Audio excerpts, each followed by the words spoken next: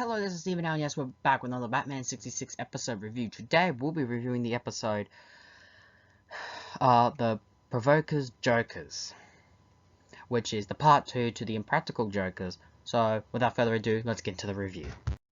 Recap what happened last time. Batman and Robin have been placed into two separate death traps to be essentially killed. Batman is put inside a giant device, which essentially is sent to turn him into a human key. But Batman manages to get out of it courtesy of having an house key that he planted in his utility belt. And as always, a bat fight breaks out, which ends up Batman winning victoriously over the Joker's 4 henchmen, and he manages to rescue Robin just in the nick of time and saves him from being turned into a wax dummy. He's then sent back to the Batcave, and with the help of Alfred, they are all back to normal and physical condition. But they realize, of course, there's no point going back to that Joker's hideout because Joker and his henchmen would no doubt have made their escape. But this doesn't stop Joker when he is delivered the news that Batman somehow survived. He has instead created a device that will essentially cause the city to go backwards and forwards in time. And of course, we get a montage of this happening.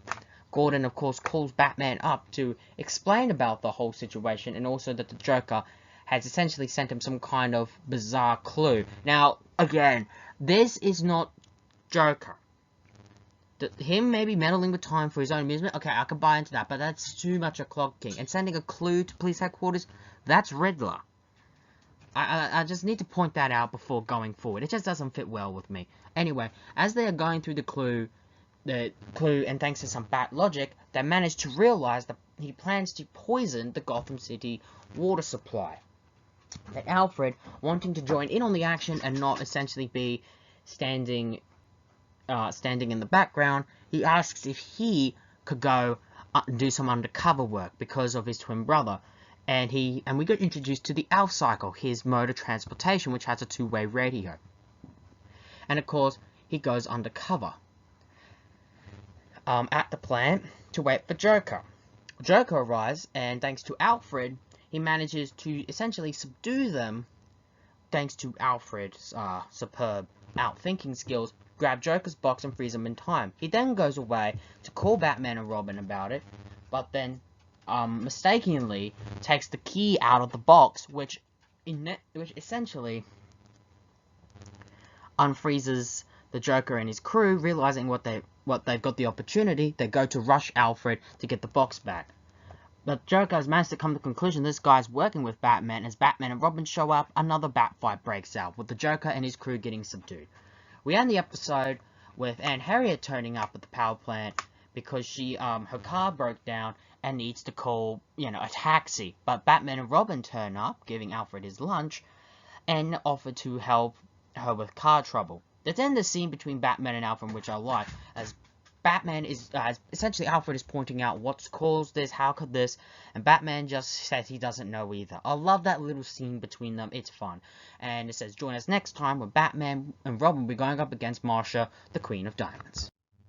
A little bit different. To be fair, in the first part we said nothing really changed with the main characters.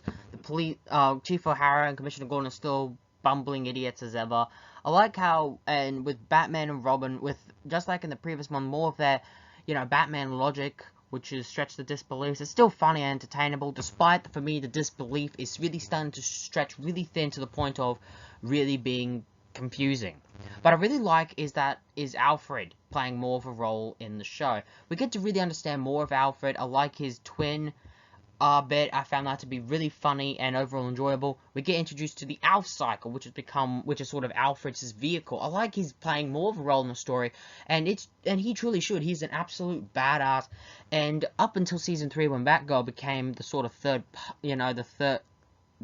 wheel with the dynamic duo to the dynamic trio, Alfred, I thought, was pretty much the one who did the role well. And Alan Napier is absolutely fantastic here. And he is arguably one of the two people that made three, I should say, that made this really bland episode and not so really good episode, in a blunt opinion, really work. The other one is Aunt Harriet. When she turned up at the very last scene, I found that to be really funny and really fun. And you just can't help but love Aunt Harriet. Despite the little screen time she has, she always enjoys it. But like I said, there's 3 people that made this worth watching. Well, who's the third one? Well, let's find out, shall we? And that one is, of course, the Joker. Cesar Romero, still great as Joker, and I like how as we are going through with the story, the Joker is kind of making it up as he goes along, and I'm not sure if that would influence the rest of his plots throughout this season, but it fits very well. And I also think, first off, this introduces something I think is the first time ever with the Joker, probably possibly in this series, is him being very imaginative and really for the audience to really understand his criminal smartness, how he can invent these gadgets. And I think it's, for once, like, it really works well with the story.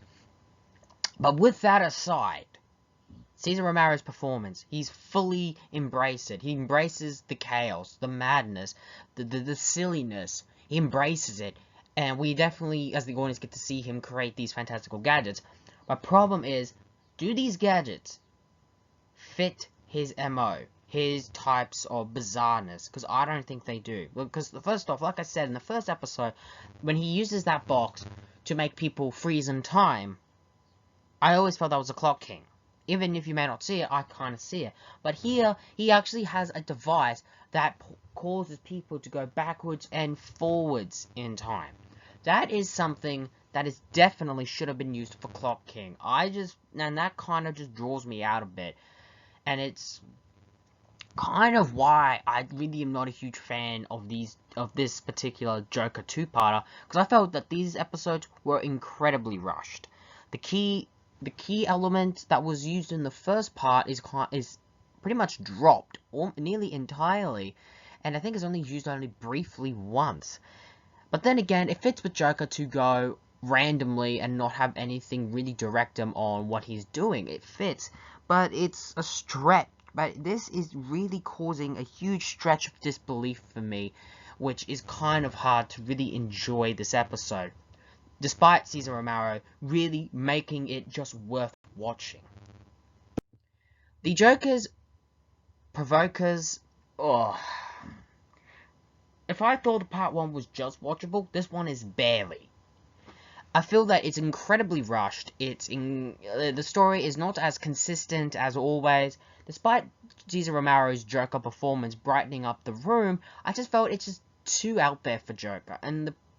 And first off, his plan was at the end to drug the Gotham City water supply with these pills, which somehow, by the box's device, causes people to go backwards and forwards. That is stretching too much of the possibility of disbelief. But most importantly, it's hard for me to believe it, because this type of thing is something that the Joker would not really do. This does not fit his MO at all. But despite that, I can enjoy certain aspects of this episode. We get to see more of Alfred a bit more, and how he really, and we, the audience, really understand what he contributes to the team more than ever in this episode, which I really like. I also like how what this episode does is fully understand the Joker's craziness. Again, the Joker's performance, Alfred get more of a story. I can really say that's the only reason to really watch this two-parter. And this is nothing against Cesar Romero, but Romero, I don't blame him. I personally felt he did the best he could with this script, but if all honesty, this is not a perfect script, if I could be just quite blunt. And I don't know really what's really at fault with this episode. I don't really people really thought through. And again, I think around about this time, William Dozier was kind of focusing more on the Green Hornet show and thought Batman would sort itself out. And so far, at the beginning of the season, I felt we were going pretty good. For the majority of the first season, we're getting introduced to new villains. Villains I personally really liked, with two exceptions. Clock King and Fingers. I thought they were pretty average at best. And we also were getting reacquainted with some of our favorites. We got reacquainted with villains like the Catwoman, King Tut, Mr. Freeze, the Penguin. And then, of course, finally we get Joker back. But by then, I think the formula is really starting to get stale, and the bizarreness is getting too crazy even for this show. I could be all honest there. I think this is where the show kind of hit the breaking point a little bit. But despite that, there was still some good episodes going forward. Post this one, I will admit. And there we have it, Jokers. There we have it. Don't worry, the Joker will be back in a later episode, but that is a long way away.